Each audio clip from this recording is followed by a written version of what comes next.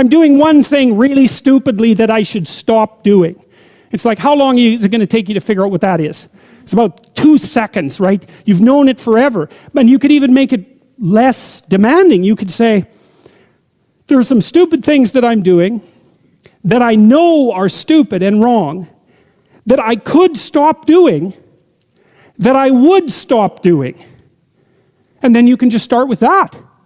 And you can just do that. And maybe it's just a little thing, although it's not, because it's a step forward on the proper voyage. It's not a small thing. And you think, well, what would happen? You could say, let's do this for a year or even a month. Just try not to do things you know to be stupid and wrong for a month. And that means not to say things you know to be stupid and wrong as well. Maybe that's the most important thing. Just do it as an experiment. See what happens. And it's so fun because I have people writing to me from all over the world who are saying they're doing that. They're saying, well, I cleaned up my room and then I stopped saying stupid things and my God, it's like things are way better. It's like, who would have guessed it? And so it's low-hanging fruit, man. Because that's the other thing. If there's a lot of things wrong with you, then it's really easy to start fixing it, You got there's so much territory that you can inhabit. I will make of thee a great nation. I will bless thee. That's good. I mean, the whole nation thing, that's positive, but to have God on your side, that's, you might want that when things get rough. That would be good. And make thy name great, and thou shalt be a blessing. Wonderful. That's a good deal. And I will bless them that bless thee. That's good too. And curse him that curseth thee. And in thee shall all families of the earth be blessed. That's something. That's something. Wouldn't it be something if you could wake up and your day was composed in part of people thanking you for all the good things you've done in the world? Wouldn't that be good? It's not impossible for that to happen. So Abram departed. Yes, as the Lord had spoken unto him. And Lot went with him. And Abram was 70 and 5 years when he departed out of Haran. That's old. Now Abraham lives a long time, but this is also part of the story. So he has a wife who can't have children. He has nothing. Obviously, he's been hanging around Dad's shack for a little too long, given that he's 75, right? It's time to get a fire lit underneath him a bit. And so he's not got much going for him, but he still decides to move forward. And I've seen this too, like if you don't have your destiny in hand by your time you're 30, it's rough. You start hurting. And if you don't have your destiny in hand by the time you're 40, then you really start hurting. And 40 is a real fork in the road. The fork in the road, that's always where you meet the devil, by the way.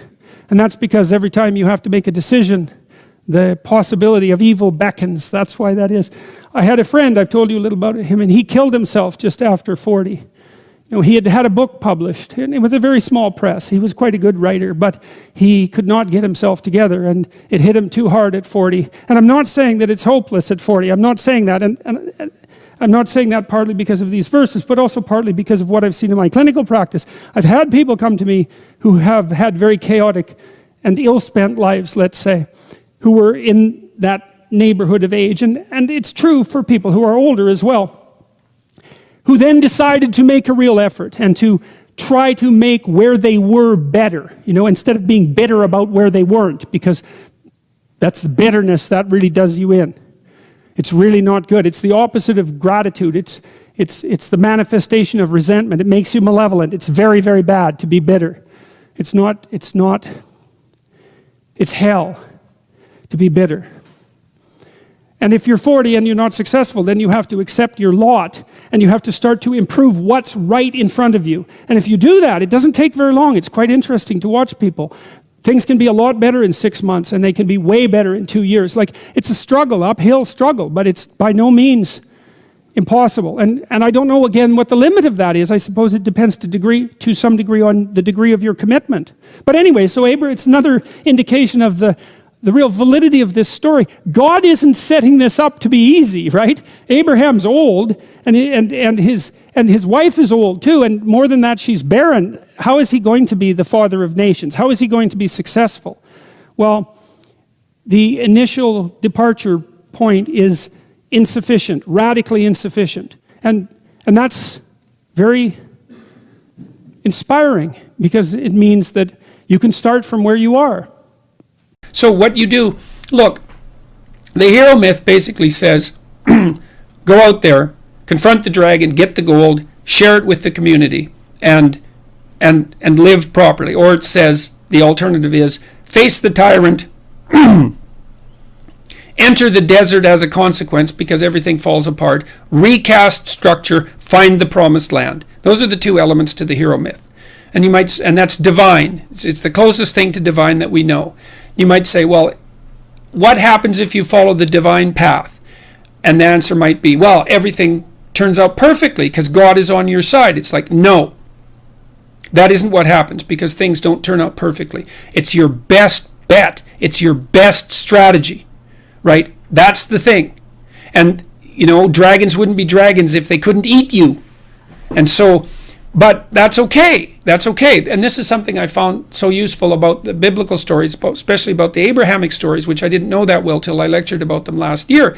God calls people to the adventure of their lives. And so you could say in part, God is that force within you which calls you to the adventure of your life. And it says, get away from your family, get away from your blind and unconscious comfort, and get the hell out there in the world. Well, God calls Abraham out from his fathers where he stayed far too long and from his kin where it's secure. And like the first thing he encounters is a famine, and then he encounters a tyranny inhabited by people who want to steal his wife. It's like you think, well, Abraham should have just stayed in bed and ignored God, obviously. Well, that isn't how it is. It's like we're built for struggle, us human beings. You're not after the bubbles of bliss that Dostoevsky described in Notes from Underground. We're built to contend with the world. We're built to contend with reality. You want a challenge. And the best way that you can take on a challenge, because a challenge fortifies you. So you don't want to be secure, you want to be strong. And you get strong by taking on optimal challenges. And so you lay out your destiny in the world and you take the slings and arrows of fate. And you make yourself stronger while you're doing so. And you might fail and fortune might do you in. But it's your best bet. And people have extracted unbelievable successes out of catastrophic failures. And I'm not saying that in a naive way. I know perfectly well what happens to people. You're doing fine in life and then you get cancer. And then 6 months later you're dead. And all the heroism in the world isn't going to save you at that point. But that's not the point. That's not the point. Life is bounded by mortality. But that doesn't mean that you don't get out there and contend. And you develop by contending. And you minimize the net amount of suffering in the world. And that's something, man. That's something to do. So it beats laying in your basement and getting bitter. And then doing the terrible things that bitter people do. So you can't ensure that the meaning you experience is self-determined, but you can play your role to the best of your ability, and that will be good enough. And that will be good enough. That meaning, the meaning that you will find in that, I believe, is sufficient to be sustaining, and perhaps even sustaining through the flood. So it isn't that you can avoid catastrophe, it's that you can prepare yourself to deal with it honorably when it arrives. That's what you've got. You are not the master of your own house. There are spirits that dwell within you, meaning you have a will and you can exercise a certain amount of conscious control over your being, but there are all sorts of things that occur within you that seem to be beyond your capacity to control. Your dreams, for example, that's a really good example, or your impulses, for example. You might think of those as so foreign from you that you don't even want them to be part of you. But more subtly even, how about what you're interested in, what compels you? Like, where does that come from? Exactly. Because you can't conjure it up of your own accord, So if you're a student and you're taking a difficult course, you might say to yourself, well, I need to sit down and study for 3 hours. But then you sit down and that isn't what happens. Your attention goes everywhere. And you might say, well, whose attention is it then if it goes everywhere? Because you say it's your attention. It's like, well, if it's your attention, maybe you would be able to control it. But you can't. And so then you might think, well, Jen, just exactly what the hell is controlling it? And you might say, well, it's random. Well, it better not be random. I can tell you that. That happens to some degree in schizophrenia. There's an element of randomness in that. It's not random. It's driven by the action of phenomena that I think are best considered as something like subpersonalities, although even that's only a partial description. You can't make yourself interested in something. Interest manifests itself and grips you. That's a whole different thing.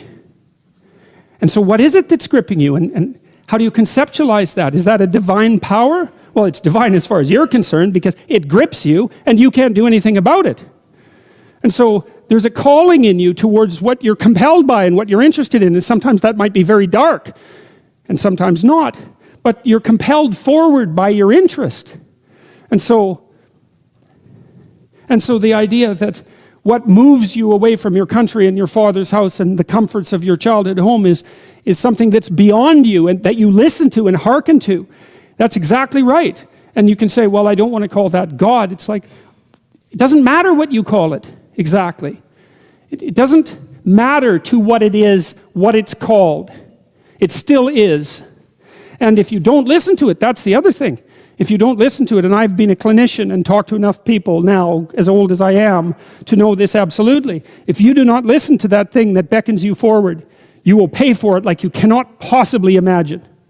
You'll have everything that's terrible about life in your life and nothing about it that's good. And worse, you'll know that it was your fault and that you squandered what you could have had.